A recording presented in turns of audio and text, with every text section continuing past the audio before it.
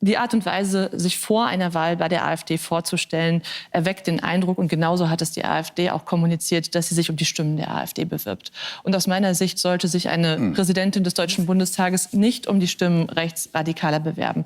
Wenn wir miteinander diskutieren wollen, dann tun wir das im Deutschen Bundestag. Ja. Dieses Land bestimmen will. Sie ist eine rechtsradikale Partei. Und deswegen muss ich nicht sie behandeln wie jede andere Partei auch, sie sitzt und sie im nicht Parlament und normalisieren. Alle Parteien sollten zumindest versuchen, miteinander zu reden. Ja. Und die AfD ist in Teilen rechtsextrem, aber sie ist ja offensichtlich nicht komplett rechtsextrem.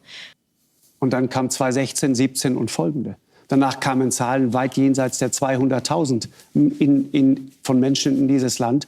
Und es entstand allmählich, ich werte das alles nicht, aber ich beschreibe es nur. Dann entstand das Gefühl von Kontrollverlust. Sie sagen, das hat nichts miteinander zu tun. Ich bitte Sie. Die standen bei 3%. Die stehen heute bei über 20%. Sie sagen, da gibt es keinen Zusammenhang?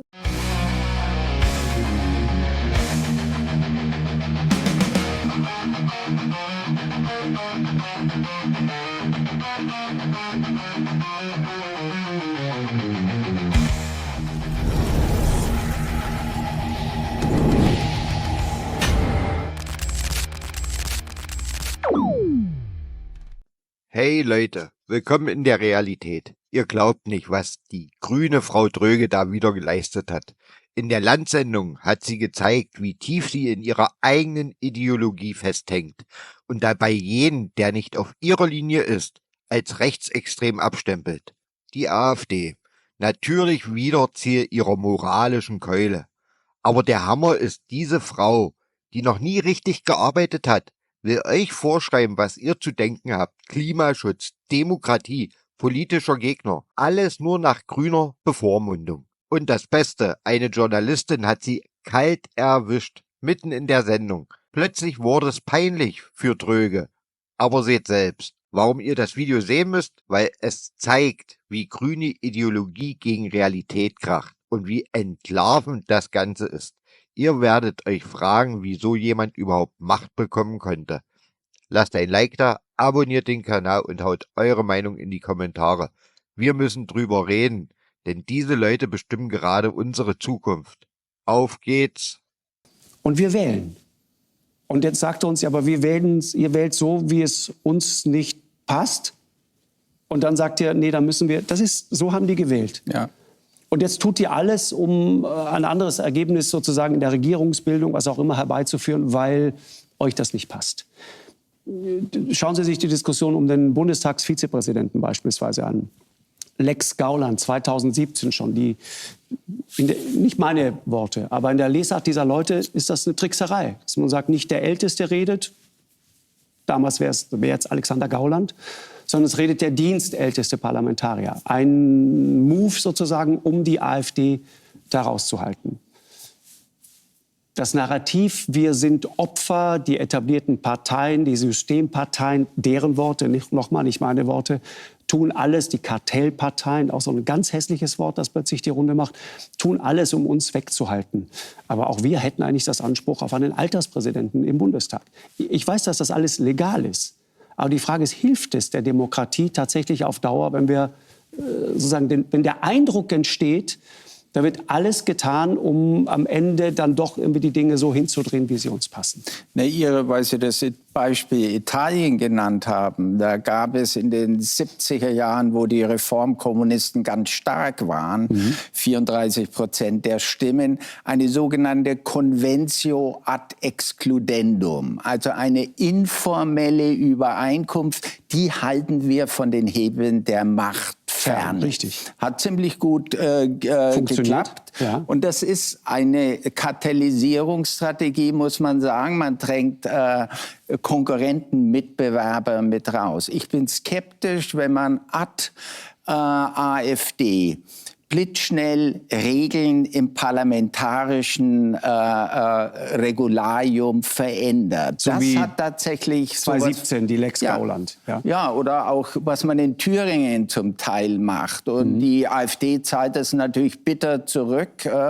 Sie blockiert Richterwahlen und Ähnliches. Also all das, was theoretisch konstitutionell möglich ist, muss politisch nicht immer klug sein. Und ich glaube, wir müssen da vorsichtig sein, zu sehr rum zu regulieren. Ich fand das, weil Sie das Thema Thüringen, Frau Dröge und dann Frau Löhr. Weil Sie das Thema Thüringen angesprochen haben, da wurde aus meiner Sicht eigentlich genau das Gegenteil gemacht. Verfassungsjuristen haben sich angeschaut und haben ja sogar ein Forschungsprojekt dazu gemacht, wie Rechtsextreme in verschiedenen europäischen Ländern die Wege der Demokratie nutzen, um die Demokratie am Ende außer Kraft zu setzen. Und darauf basierend haben sie dann politische Empfehlungen gegeben. Beispielsweise machen sie das Bundesverfassungsgericht resilienter, damit man nicht mit einfach gesetzlichen Mehrheiten das Bundesverfassungsgericht außer Kraft setzen kann. Aber eben auch die Benennung von Richtern, wenn die AfD die blockieren kann, sind am Ende Gerichte lahmgelegt und damit das Funktionieren des Staates. Und daraus sind Empfehlungen gefolgt, die am Ende Schutzmaßnahmen aus meiner Sicht waren, damit die Demokratie handlungsfähig bleiben kann. Und die AfD zeigt ja überall da, wo sie die Möglichkeit hat, dass sie auch versucht, dann mit den Wegen des Parlaments ein Parlament zu blockieren, zu chaotisieren, zu delegitimieren. Und dagegen muss sich eine demokratische Mehrheit schützen. Und wenn wir dann beispielsweise einen Vizepräsidenten der AfD in geheimer Wahl nicht wählen, dann ist es mein Recht als Bundestagsabgeordnete zu sagen, dieser Mensch ist vollkommen ungeeignet dafür. Und natürlich wähle ich einen Rechtsextremen nicht. Und niemand hat einen Anspruch darauf, von mir gewählt zu werden. Und dann können die sich noch 10-mal hinstellen und sagen, sie sind Opfer an der Stelle. Da sage ich habe eine freie Wahl. Und das ist gut in einer Demokratie, dass ich sie habe. Frau Löhr. Das ist richtig, aber zum Beispiel, was ich überhaupt nicht klug fand, war dieser Move, den Sie gemacht hatten mit dem Brief an Julia Klöckner, an die damals noch designierte Bundestagspräsidentin, wo die Grünen sie aufgefordert haben, quasi nicht bei der AfD sich vorzustellen oder wenn sie sich dort vorstellt, dass sie sich doch dann bitte nicht mehr bei den Grünen vorstellen möge. Und da habe ich mich nur gefragt, warum? Also warum für mich ist das Hybris, also dieses moralisch zu sagen, wir reden nicht mit denen und wenn du mit denen redest, dann wollen wir aber nicht mit dir reden. So, das ist genau wieder diese Ausgrenzung, das zählt auf dieses, die wollen uns gar nicht. Das ist eine Partei, die uns nicht gefällt, aber wir müssen uns inhaltlich mit ihr auseinandersetzen und sie nicht ausgrenzen im Sinne von diesen und mit denen reden wir nicht. Wir sehen in den Umfragen, was passiert, wenn man das so weitermacht, dass sie nämlich immer stärker werden, weil immer mehr Leute das Gefühl haben. Gefühl, das viele gerade haben. Und deswegen fragte ich mich, warum machen Sie das? Genau, um das klar zu beantworten. Wir haben es Frau Klöckner auch persönlich gesagt, deswegen sage ich es hier auch noch mal. Die Art und Weise, sich vor einer Wahl bei der AfD vorzustellen, erweckt den Eindruck, und genauso hat es die AfD auch kommuniziert, dass sie sich um die Stimmen der AfD bewirbt. Und aus meiner Sicht sollte sich eine Präsidentin des Deutschen Bundestages nicht um die Stimmen Rechtsradikaler bewerben. Wenn wir miteinander diskutieren wollen, dann tun wir das im Deutschen Bundestag jeden Tag miteinander. Und da erleben Sie auch immer wieder vorstellen. Und kein anderer Bundestagspräsidentenkandidat vor ihr hat sich bislang bei der AfD vorgestellt.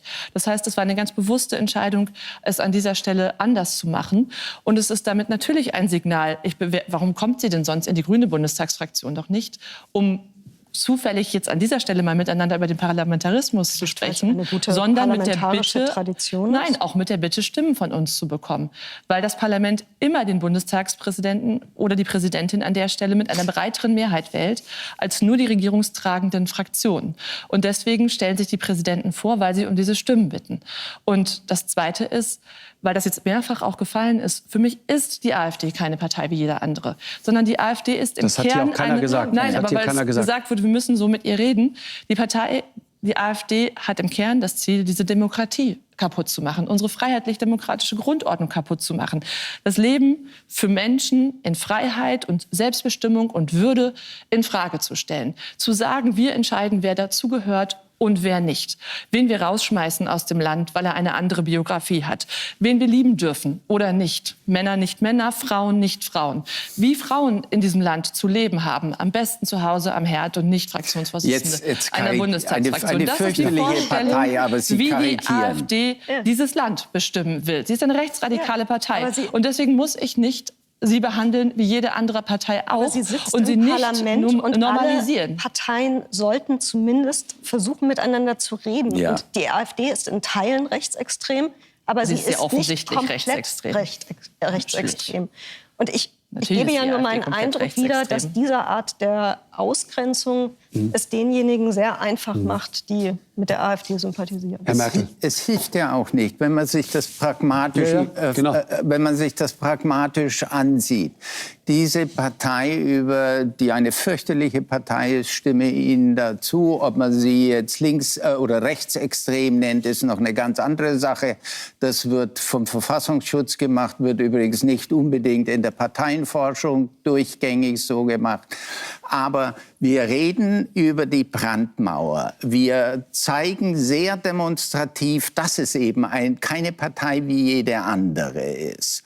Und gleichzeitig füttern wir diese Partei zusätzlich mit Wählern. Wir haben noch nie so viel über die Brandmauer wie in den letzten 3 Jahren diskutiert. Was ist das unter anderem das Ergebnis? Die haben ihre Stimmen verdoppelt. Das muss doch dazu zwingen, zu sagen, machen wir irgendwas falsch oder machen wir weiter wie immer alles richtig? Aber da gibt es diese teuflische Partei und diese unmündigen Bürger und Bürgerinnen, die wählen die dann. Was ist die Strategie, wenn diese permanente Exklusion einfach nicht hinhaut? Da muss eine andere Strategie her. Sonst haben wir wirklich einen weiteren Zuwachs der Stimmen. Also, ich würde nicht teilen, dass die Diskussion über die Brandmauer oder über die Art und Weise, dass die AfD problematisch ist, Ursache ist für den Anstieg der AfD. Sie haben ja am Anfang in einem Wortbeitrag auch selber gesagt, dass es in verschiedenen europäischen Ländern, und wir erleben es ja in den USA auch, einen Anstieg des Rechtsradikalismus und Rechtspopulismus gibt. Und deswegen sollten wir aus meiner Sicht auch auf die Ursachen schauen, warum das parallel in verschiedenen Ländern passiert. Und eine Ursache, über die haben wir noch gar nicht gesprochen, ist, dass wir gerade einen massiven Machtkampf zwischen Demokratien und Autokratien haben und dass ein Land wie Russland gerade alles dafür tut, Demokratien dadurch zu destabilisieren, dass sie Demokratien von innen heraus mit den Mitteln der Demokratie bekämpfen, indem sie Falschinformationen verbreiten, indem sie rechtsradikale Parteien unterstützen, indem sie Öffentlichkeit manipulieren. Die haben ganz gezielt Fabriken mit Hunderten, Tausenden Mitarbeitern, die ausgerichtet sind darauf, eine Stimmung des Spaltens in Demokratien zu bringen und eines Unterstützens von rechtsradikalen Parteien. Das Zweite ist, wir haben Krisen erlebt. Und das haben Sie auch gesagt. Wir haben Corona als Krise gehabt. Wir haben jetzt einen Krieg in Europa. Natürlich verunsichert das Gesellschaften. Natürlich ist das auch ein Moment, wo Verschwörungsideologien um sich greifen. Und deswegen ist ja eine Politik, und das sage ich auch selbstkritisch, die so viel Unsicherheit geschaffen hat, wie das SPD, FDP und Grüne in den letzten 3 Jahren mit dem Streit miteinander gemacht haben, schwierig in so einer Zeit. Sondern Politik muss Sicherheit geben, Orientierung, Planbarkeit, Verlässlichkeit. Die Leute sollen vor Ort sehen, dass ihr Land funktioniert. Deswegen sehe ich es ja auch mit Blick auf die Reform der Schuldenbremse anders, dass das aus meiner Sicht die notwendige Wirtschaftswende ist, die man schafft, wenn man wieder investiert, wenn die Leute sehen, mein Schwimmbad macht noch auf, die Schule ist nicht marode und die Leute wollen im Alltag auch mit ihren lebenspraktischen Problemen gesehen werden. Weshalb wir Grünen ja auch ganz klar gesagt haben, ein Leben muss bezahlbar sein. Auch das sind Themen, wo die Leute Antworten zu Recht wollen und dann strahlt man Sicherheit in aus. Ihrer Analyse, Frau Dröge, taucht das eine zentrale Thema nicht ein einziges Mal auf. Sie haben an keiner Stelle jetzt einmal Migration gesagt. Ja. An keiner einzigen Stelle. Ja. Ich weiß auch, dass Sie das bewusst tun, ist mir schon klar. Ja. Wenn hier jemand von der AfD sitzen würde, dann hätte er jetzt schon 3-mal eingeworfen und reingerufen, Migration, Migration, Migration. Ja. Sie sagen, da gehört eine ehrliche Analyse dazu. Und das Wort Migration fällt Ihnen in dieser ehrlichen Analyse nicht ein einziges Mal ein. Was sagt Ihnen das selbst? Ich halte den Zusammenhang zwischen Migrationsdebatten und der AfD, wenn man sich anschaut, dieses Land hat immer wieder sehr intensiv und hart über Migration diskutiert. In den 90er Jahren beispielsweise mit dem Asylkompromiss. Und trotzdem haben wir keine AfD bei 20%. Ja, da gab's auch aber gar natürlich keine hatten wir AfD. andere rechtsextreme Parteien, die sich um Stimmen in Deutschland Die beworben haben. teils sehr erfolgreich waren. Nicht so erfolgreich, dass sie diese Prozente im Bundestag haben. Und der Forscher von, entweder es war Forsa oder Infratest, ich möchte es ihm nicht ins Wort legen, hat bei NTV gesagt, am Ende ist die Art und Weise, wie demokratische Parteien mit solchen Themen umgehen, entscheidend, ob wir als Demokraten zusammenbleiben oder ob wir solche Debatten eskalieren. Wenn man bei der Migrationspolitik bleibt und sagt, ja, es gibt reale Probleme vor Ort, die die Menschen beantwortet haben wollen, die wir nicht schönreden, wo wir Lösungen für brauchen. Aber auf der anderen Seite rutschen wir nicht in eine Debatte, die den Eindruck vermittelt, Die Geflüchteten sind die Sündenböcke in der Debatte, auf die kann man die ganze schlechte Stimmung leiten. Und dann tut man so, als hätte man weniger Geflüchtete, weniger Probleme in diesem Land. Und das passiert zum Teil in der Debatte. Sondern man vernünftig miteinander diskutiert. Dann kriegt man auch eine vernünftige Diskussion im Land. Und dann kann die AfD die auch nicht nutzen. Schon Zahlen, nur nackte Zahlen. Entschuldigung, Frau Löhr, ganz kurz, um das einmal nachzuliefern. Wenn Sie sagen, da gibt es keinen ursächlichen Zusammenhang. 2015 stand die AfD bei 3%. Und dann kam 2016, 17 und folgende. Danach kamen Zahlen weit jenseits der 200.000 von Menschen in dieses Land. Und es entstand allmählich, ich werte das alles nicht, aber ich beschreibe es nur. Dann entstand das Gefühl von Kontrollverlust. Sie sagen, das hat nichts miteinander zu tun. Ich bitte Sie. Die standen bei 3%. Die stehen heute bei über 20. Sie sagen, da gibt es keinen Zusammenhang? Es gibt einen festen Zusammenhang. Den wissen wir mittlerweile. Ja. Nicht nur für Deutschland, sondern für Europa. Dass die Migrationszahlen, die seit Mitte der 15er Jahre sozusagen deutlich geworden sind, so etwas mit hervorrufen. Ich sehe das ganz problematische Potenzial, das humane Potenzial und die Probleme sehe ich. Aber zu sagen, das hat nichts miteinander zu tun, ist eine komplette falsche Analyse. Es hat jede Menge damit zu tun, ob wir es wollen oder nicht. Es ist nicht, wie Seehofer das primitiv formuliert hat, die Mutter aller Probleme. Aber wenn dieses Problem nicht einigermaßen gesellschaftsverträglich gelöst wird, kriegen wir kein starkes Vertrauen in die Politik hinein.